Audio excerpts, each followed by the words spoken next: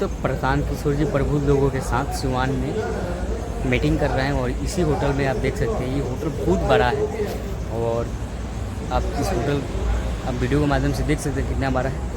और इसी के बीच में प्रशांत किशोर जी यहाँ वो प्रबुद्ध लोगों के साथ मीटिंग कर रहे हैं और चलिए दिखाते हैं वीडियो के माध्यम से, तो हमारे साथ बने रहिए।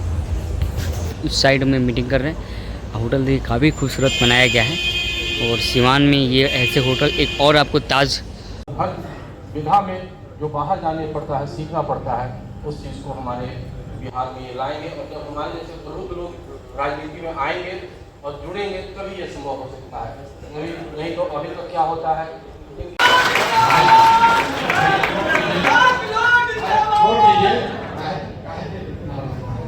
इस सोच का हम लोग जो है आपका अदब करते हैं और स्वागत करते हैं। सुन लीजिए कि क्यों नहीं गठबंधन, क्योंकि बिहार में जो सुधार की सोच है, जो सुधार का प्रयास है, जो जन सुधार में हम लोग कर रहे हैं, इसकी ताकत प्रशांत किशोर की समझ नहीं है, इसकी ताकत हम लोग का संगठन की संख्या नहीं है, भीड़ नहीं है, इसकी ताकत इसकी ईमानदारी और शुद्धता। और पिछले 2-2.5 वर्ष में मैं गांव-गांव में घूमकर मैंने एक ही चीज आश्वस्त किया है कि जिस ईमानदारी और शुद्धता को देखकर या उससे प्रभावित होकर आप दल में जुड़ रहे हैं, जब तक मैं इस दल से सक्रिय तौर पर मैं इसको चलाने में, इसके अगुवा में हूँ, तो आप इतना तो इत्मीनान रख सकते हैं कि उस ईमानदारी और शुद्धता में कोई कमी नहीं आएगी। और मेरे आचार विचार प्रयास में ऐसा कुछ भी नहीं होगा जिससे दल से जुड़े होने के नाते दल के पदाधिकारी के तौर पर या दल के साथी कार्यकर्ता के तौर पर आपको कभी शर्मिंदगी नहीं उठानी पड़ेगी कि हम ऐसे दल में हैं जिसका नेता, जिसका विचार रोज बदलता रहता है।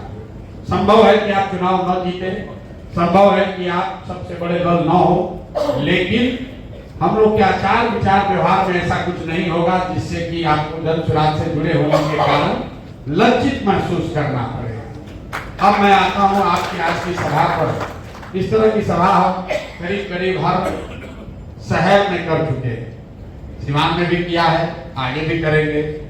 और उसकी शुरुआत में ज्यादातर एक घिसे पिटे स्टेटमेंट से करता हूँ कि अपने आप को प्रबुद्ध कहने वाले लोग, हम भी उसमें शामिल हैं, अपने आप को इंटेलेक्चुअल कहने वाले लोग, हम लोगों के लिए ग्रीस के एक बहुत बड़े दार्शनिक थे प्लेटो, उन्होंने एक बहुत अच्छी बात लिखी है कि if you do not participate in democracy, be ready to be ruled by your inferiors। मतलब अगर आप राजनीति में भागीदार नहीं बनिएगा तो इस बात के लिए तैयार रहिए कि कोई मूर्ख आदमी राजा बनकर आप पर शासन करेगा। जो बिहार की दुर्दशा है, उसके मूल में यही कारण है। इसके मूल में ये कारण नहीं है कि लालू जी ने चलाया, कि नीतीश ने चलाया, कि प्रशांत किशोर आ गए, कि मोदी आ गए। इसकी दुर्दशा का मूल कारण ये है कि जो लोग भी समाज में अपने आप को प्रबुद्ध कहते हैं, समझते हैं, पिछले 30-40 सालों में उन्होंने राजनीति से या तो किनारा कर लिया या व्यवस्था ने उनको किनारे कर दिया। राजनीति में भागीदार बनने का मतलब ये नहीं है कि हर आदमी चुनाव लड़े, हर आदमी दल में शामिल हो जाए। भागीदारी का मतलब ये है, अभी आपको दिखाते हैं, यहाँ पर बैठा हुआ सब लोग इंटेलेक्चुअल है।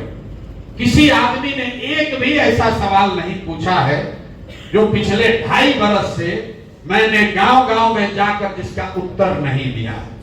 आप इंटरनेट देखते हैं, आपके पास मोबाइल है, आप कह रहे हैं कि आप पढ़े लिखे हैं, ऐसा नहीं है कि आपको पता नहीं है कि प्रशांत किशोर क्या कर रहे हैं।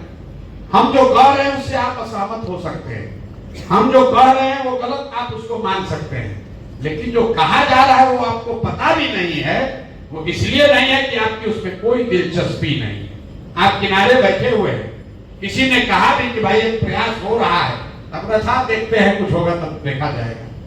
यही उदासीनता है जिसकी वजह से आपकी ये दुर्दशा हुई। आपने कहा भाई हमारा क्या है, चलिए होगा देखा जाएगा। कोई अच्छा आदमी बिहार में राजनीति में आ जाए तो लोग हंसते हैं, ना चलेगा बिहार में चलेगा।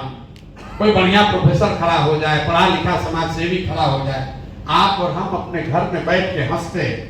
हम भी पैदल चले हैं इसी आपके जिला में भी 45 दिन चले हैं पैदल, 45 दिन पैदल यहाँ चले हैं। आप में से ज्यादातर लोगों ने उसका ध्यान भी नहीं दिया होगा। आज हाथ सुधरने वाला है।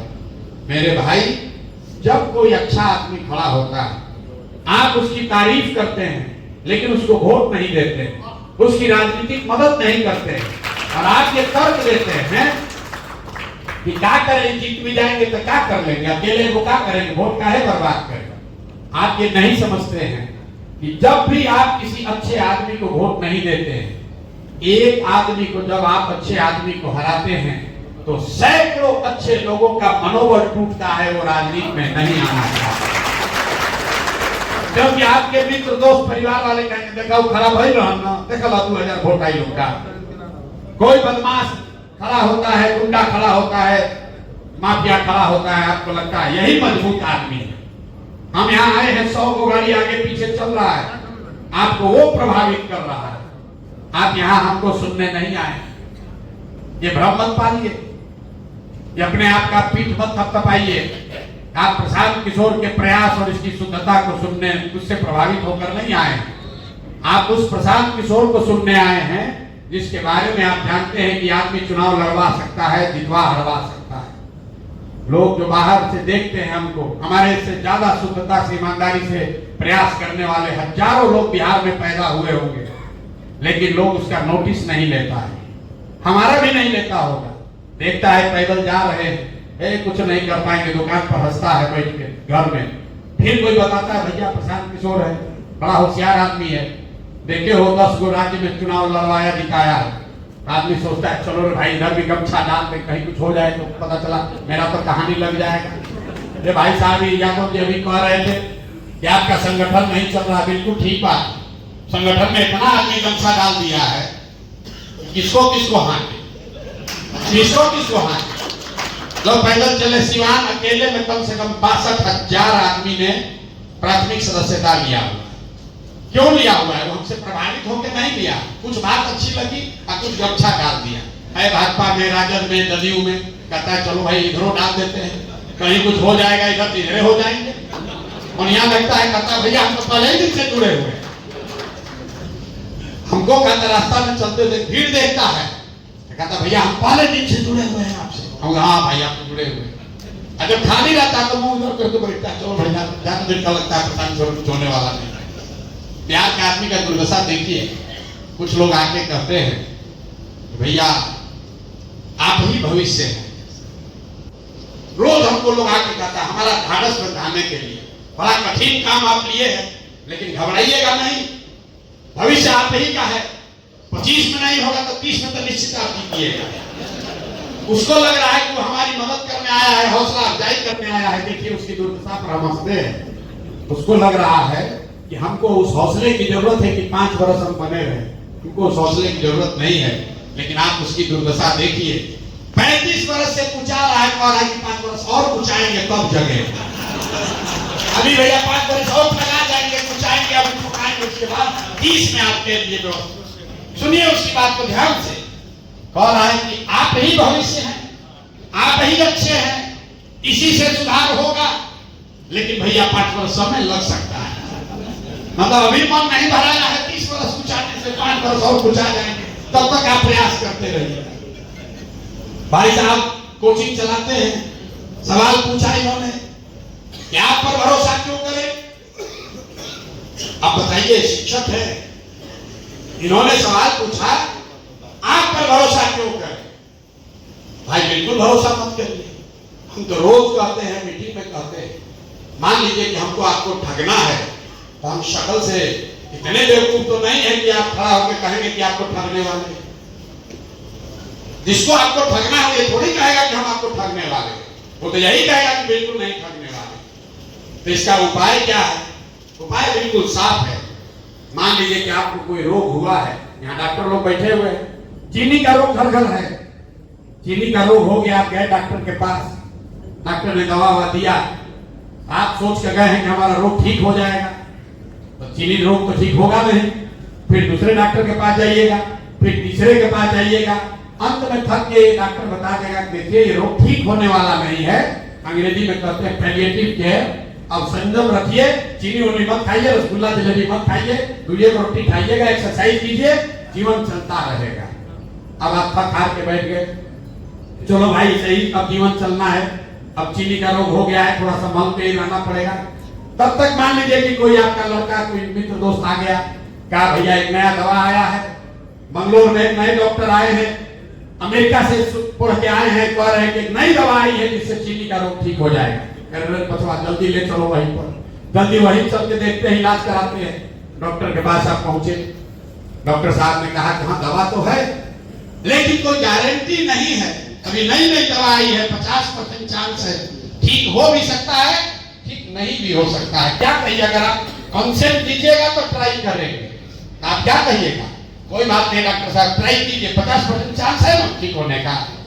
तो जब सुनाज वही नई दवा है,